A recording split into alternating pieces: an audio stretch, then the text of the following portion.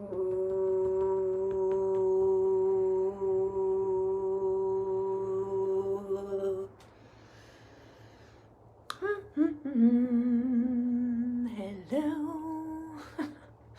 So funny seeing yourself just plumping your hair on a Sunday. I actually went out for dinner last night and I bought this amazing hair product that, oh my gosh, I'm just loving it. I'm loving my hair sick today. Anyway, I slept in it and I did combat and it got sweaty and it was disgusting and it still looks amazing. So anyway, stoked. Enough about that though, although it's all I can think about because I can see myself. But I wanted to jump on and talk about having it all and why there is a gap between people who know that they can have it all and but they don't have it all. Like, why does that gap exist, and how do we actually close that gap? So first of all, most people, I would say like maybe 100% of the population, somewhere inside them, but a large percentage of people really, truly, deeply believe that they can have it all. They truly, deeply believe that they're here for a purpose. And they really feel that and they really connect with that and they believe it in their heart, like from the essence and the depth and the core of who they are. They believe that. And most people believe that they have a genius, and that they are a genius. What they don't believe, what they don't think is like, so this is in their heart, this is a feeling, like this is like a deep, deep, deep, deep knowing.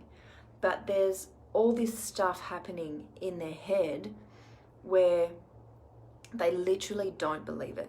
So what I see and in my experience and in my life roles, it creates a pendulum swing between like being on point and being on track, and then just like spinning out into this like full self-doubt. And there's a couple of main reasons why I see this happening, and I'm going to address them one at a time. And first of all, when this is happening, most people don't actually believe, or they don't know how to fully put themselves, like really put themselves into their life. So, you know, you feel like your heart is shamanic. You feel like you are a gifted healer.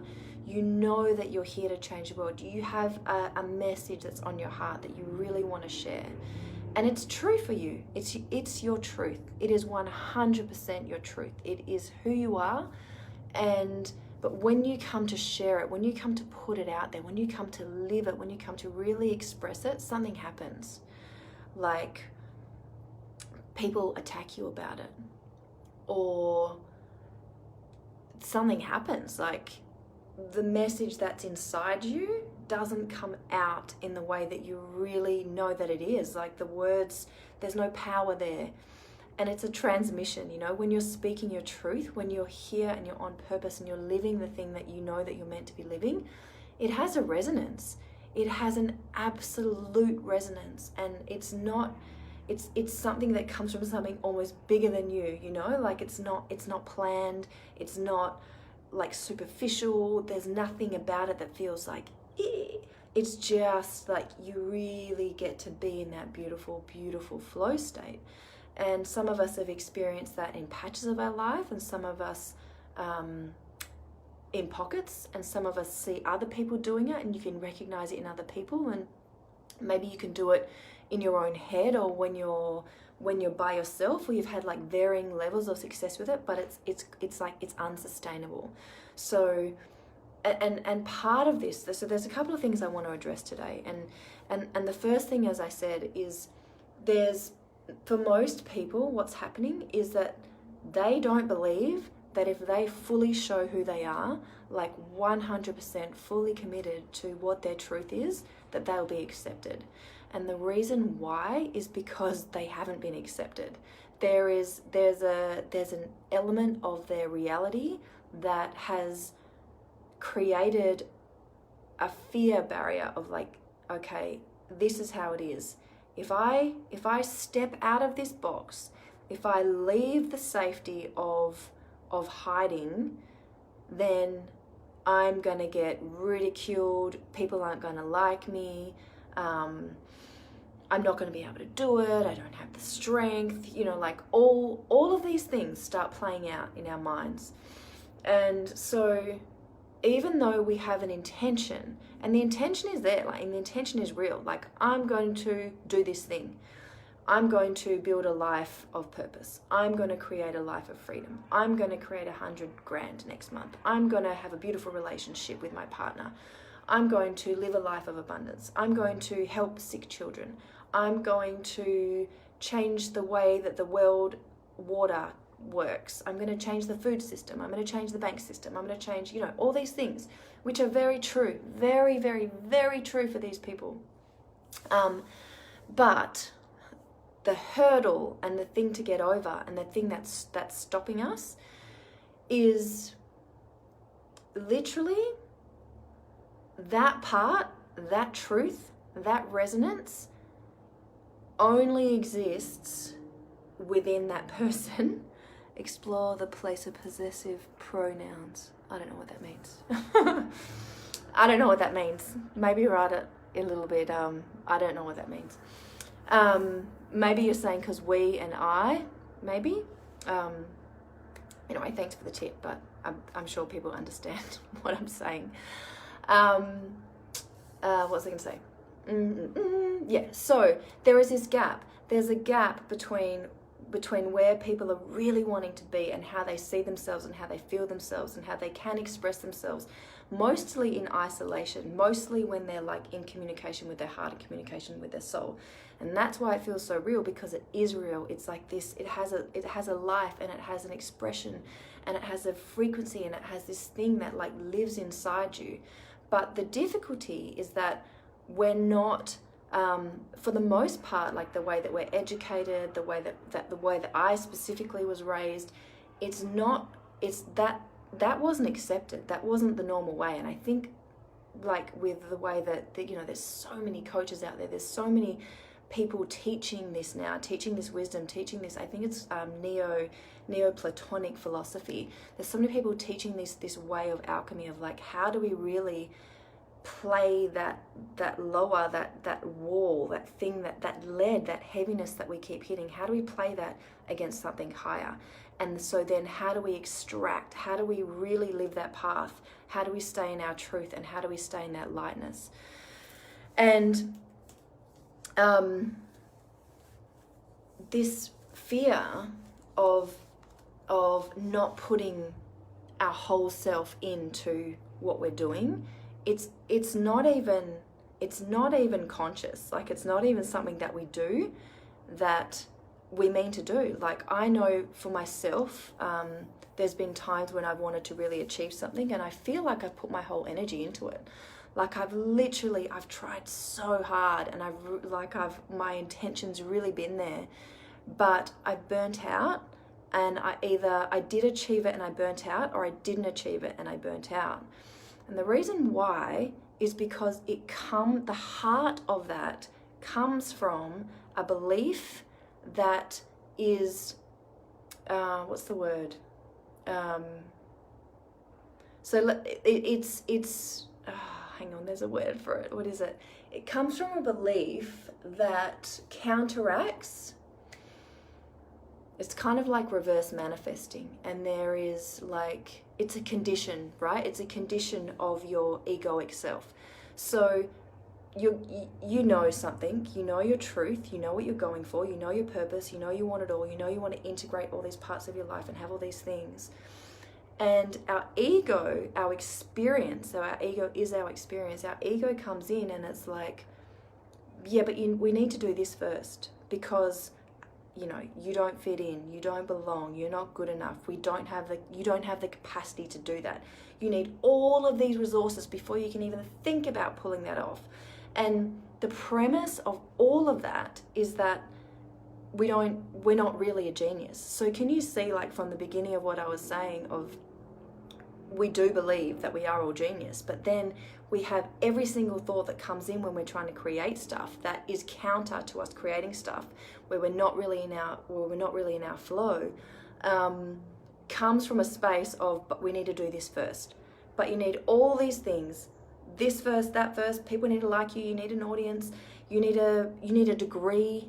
That's a massive one. Like lots of intuitives, lots of healers, lots of people who really resonate with that shamanic vibe, lots of people who do like alchemy, and that isn't something that you learn at university. You don't get a degree saying you're an epic human, like this person can do magic. So it's not valid. So the ego's like, okay, well, you need to validate yourself first. You need to prove that you can do it. Your truth, and it's not true, because your truth, and when you're living your truth, has its own resonance, and it attracts exactly what it needs to attract.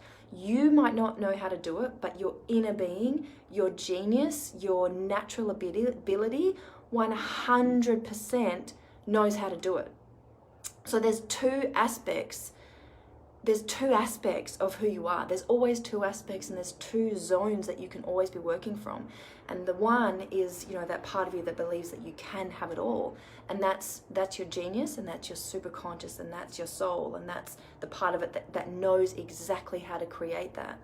And then there's that part of you that thinks you need to do all of these things before you can have that. So this is a trap. This is something that will continually just go on and on and on and on. And even when you prove that you're worth it, it's still not going to be enough. So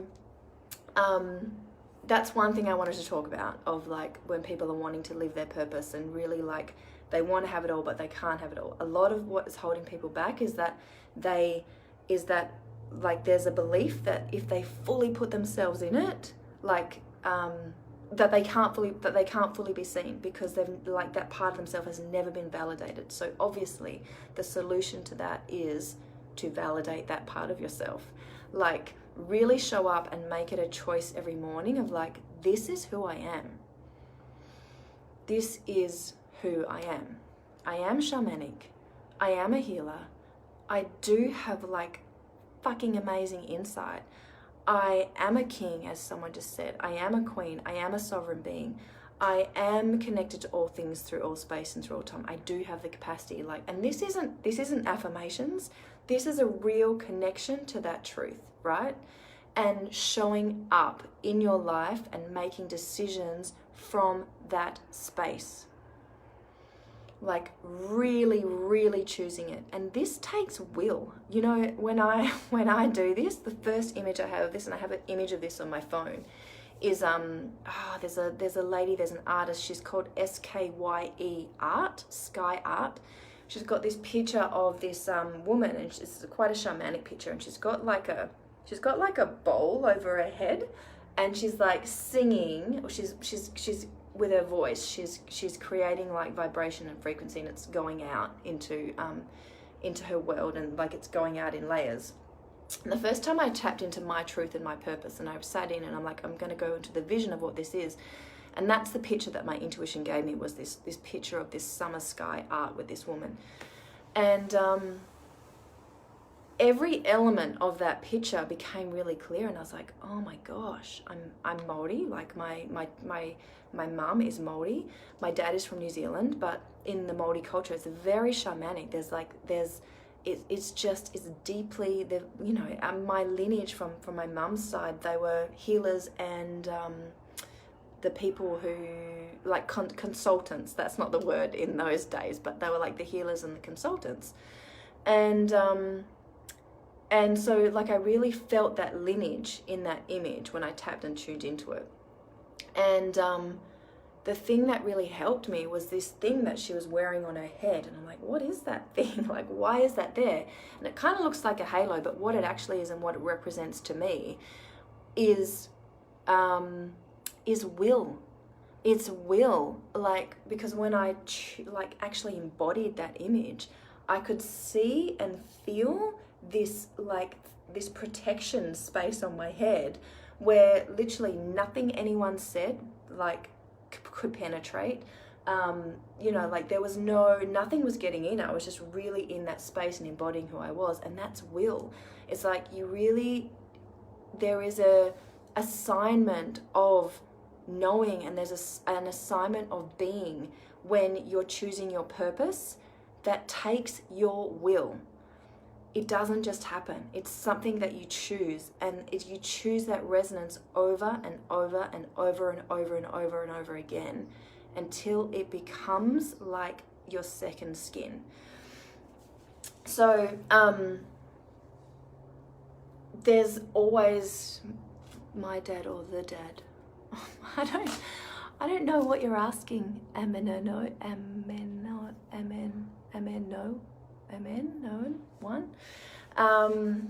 Yeah, sorry. But if you want to ask me a question, by all means, type it when I finish my live. What else do I want to say about the reason why we don't have it all is because we don't believe that we can. Here's the second point that I wanted to bring in, and it's this. Most people, no, I'm generalizing, but this is definitely true from what I've experienced and from my own life. Most people, their life is separated into so many different aspects. Like there's the mum side, there's the work side, there's the business side, there's the dream side, there's the entrepreneurial side, there's the wild side, there's this side, there's the sexy side. There's all these things, and they're really, really separate from each other. Like, they don't really integrate. And there's how I experience it is that when people really go for something, like really, really go for something, and especially I'm going to use money and business because this is what I understand. This is what I understand the best is when people really go for something in business, it's like everything else just gets cut off. It's like you can have this or you can have this, but you can't have it all. Like the brain, I know that my brain, it wasn't designed, and the reason why, and I've discovered this through like my own sort of intuitive process and really understanding, is that there's like the masculine side and the feminine side of like how your brain processes things and how your brain sees things, especially money. I want to say especially money and relationships. Like, I don't know many successful women, and there are 100%, there definitely are some, but most successful women have challenge in relationships, or like, they kind of have one or the other, or like there's that singledom, or there's motherhood, and mothers who are merging that and women who are merging that are really forging a way in a certain like pioneering movement. That's what it is. Because it's a totally new way of being a woman. And I know the way that I experience it is I can completely be so in business mind, which can be quite masculine. Like there's the achieving, there's the going for things, there's the like, action, that it has its own momentum and it can't stop. So when it comes to clicking into my relationship or clicking into motherhood, it becomes really challenging because I'm in that momentum, I'm in the hardness, I'm in the edge of achieving, as opposed to like being into that softness of like being a mother and the softness of being a partner, and really just like relaxing into that space and allowing that relationship to nourish me, or allowing myself like the time to really go and just sit under a tree and like feel the earth breathing, or like something that really like fills my being. And yeah, so what I see is there are so many There are so many silos, like there's so many aspects of our mind and our consciousness that's very, very, very separate. So when I see it, it's like tick, tick, tick, tick, tick. And so that's what makes having it all also really challenging, is because when we're in one of those spheres, it's really hard to access all of those spheres, because even though they might be joined by quite thin threads, they're not merged. They're not fused, they're not combined, and they're not considered like a part of the whole. So this is another reason why it's so challenging to have it all, is because we have actually compartmentalized every section of our life and all that we want into separate things, when they're actually the same thing. They're actually a message, they're actually a matrix, they're actually a convergence of a whole being of who we are. And when we really understand that, and when we really come from that space and really live in that space and find a way to communicate into that space and from that space every day, that's when we get to have it all. That's when that is the magic, and that's where the magic comes from. And it's really simple to actually get into that space and to really understand it and to nourish it. And how do you do that? How do you do that? Da, da, da, da, da. First of all, we have to recognize that it's happening. And what it feels like. And it feels like we're just being stretched, like in all of these different directions. It can feel very manic. It can feel like very, very separate. It can feel like lonely. It can feel what are some of the other emotions attached to it? It can feel hopeless. But it can also feel like, like achieving. It can feel like constant achieving, and kind of it can feel like doing circles as well.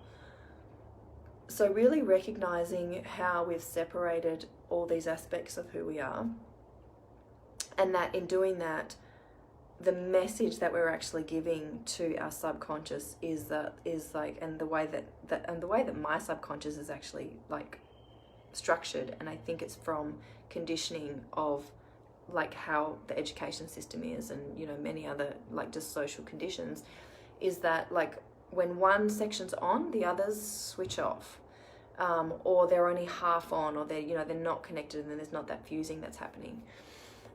So yeah, recognizing that that's happening and feeling what it feels like, and even just like really being in that current reality and seeing how that spins off. Like, how does that play out? How when you're doing that, what's the end result? What are you actually creating when you're in those silos?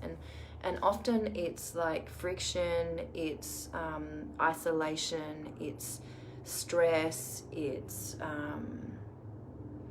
what else is it creating? Just all those things. Whatever you see, whatever it creates to. Whatever it creates for you. And then from there, really choosing what do you love, and what do you want to create? Like, what's the truth here? What's your real truth? And when you do that, when you can drop into your truth and really step into the vision, it's like, the way that I see it is that there's one hemisphere of your brain that's like in this like constant go, zzz, like stage. And then there's this other part of your brain, and they're both operating at the same time. When you tap into both and you can hold both at the same time, it's like a bridge gets formed between your brain. So your brain really comes online, like in the whole way that a brain come online. And then you have access to new solutions. So new solutions like come from here. Old solutions like, reptilian brain, it's all operating from here. Which is like, the reptilian brain is like, it's only information that you've experienced. There's only like, it's like a record. It stores things, and it doesn't store things just from your lifetime. It's a recollection of like evolutions and timelines, and it's like, it's memory and human memory. And this isn't scientific, by the way. This is just I am a kinesiologist, so like I do have some understanding of it, but it's really how I see it. It's really how it's shown to me, like intuitively. And yeah, so when we are able to actually step into that vision, and this is why like so many teachings today, like manifesting teachings and genius teachings and, you know, goal setting, really teach you about the vision, because it taps into that. It really taps into that part of yourself, part of your brain, which is expansive, which is connected to all things through all space and all time. And if you're receiving those visions, if you're receiving that truth, then it's really for you. It's something that's on your path. It's in your capacity to create, and it's in your heart to create. And it's only when we hold both of those two, like, okay, this is what's happening, this is the truth, here's my current reality, and this is the vision, like, this is what I really want to create, this is who I really am. That's when our brain, I feel like that's when I see, well, not even I feel like, I know that this is when you really make that connection, and it allows space for the wisdom to come, so that you know exactly what to do and take your next step. So often when people first start doing this, the next steps that they get are very like being orientated. What your intuition will show you is ways for you to get back in touch with that like deeper heart part of yourself more often, more intuitively, more reliably. So for me, sometimes it's like my intuition will say, just like move your body more, go into nature more, like really trust that your path is your path. And when that wisdom arises from within you, like it's really your truth and it arises, it's so much more powerful than when someone says it to you, because it's you, it's your truth, and it's your resonance, and it comes like from this space that gives you a deeper knowing and a deeper simplicity and a deeper understanding of who you are and where you're coming from and what you're here to do. That's holding those two spheres and then allowing that wisdom to arise. And sometimes you also get very clear action steps to take, but I find that the action steps only actually arise once you've really stepped more into that being space, because when you are consistently more in that being space, then the action can come, the right action comes. And I think this is what, this used to confuse me in Law of Attraction, where Abraham used to always say, you know, you don't have to do anything. I'm like, what do you mean you don't have to do anything? Like, you're writing books, you're doing this, that.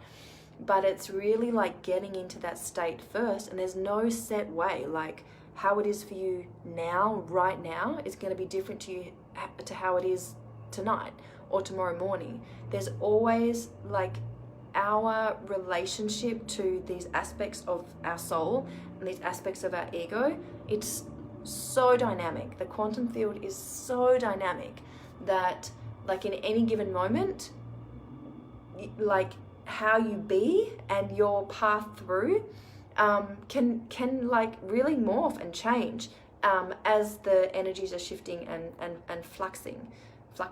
I think that's a word. So it's really knowing, it's really holding those two spaces, and that is how we get to have it all, and bringing ourselves back to that edge every single day. And it's this constant dance, and it's a constant practice. And if you can relate to any of this, and you are in a space where you do want to create it all, and you do want to have it all, and you want to express like your soul's expression, and you want a platform to do it on, and you want to share your heart, you want to share your vision, you want to share your gifts and your genius, and really learn how to validate yourself and validate that truly deeply magical part of yourself that you have known has always existed, and you have a big vision for yourself or for your family or for your community or for the world, whatever it may be, and you resonated with this live, then definitely reach out, send me a message. I'd love to talk with you and share with you ways that I am doing that and achieving that and helping other people to do that too. And I hope you got something out of this live and it helped you in some way connect back into your that your vision and your genius and your part of yourself. And I want to leave you with the parting gift and the parting knowing and expression that you are here. We're all here for greatness. You are here for greatness. And I know this because how do I know it? I know this. I just know this. And I know that I know this because we're all one. Like, I'm you, you're me. There is some aspect of everyone and everyone else, and we're all on this planet together. And there are some people who are legitimately here at this time to share light, to share their gifts, to bridge from one world to another. And I would love to speak to those people, and I would love to help those people and support those people into really building the way into that, the fruition of that, really powerfully and really intuitively and really geniusly. So yeah, please do reach out.